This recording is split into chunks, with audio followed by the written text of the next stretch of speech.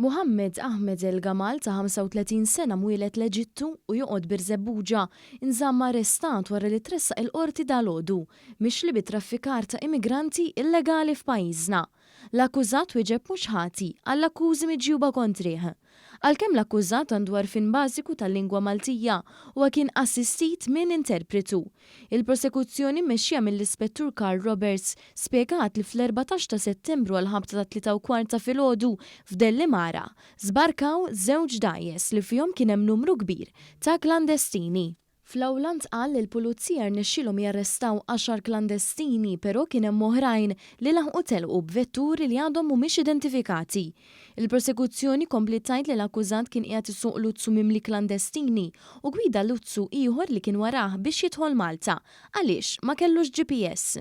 Ġie spjegat ukoll li s-Sirjan li tresaq il-qorti jumejn ilu kien qiegħed isuq waħda mill-vetturi li għadhom qed jiġu investigati.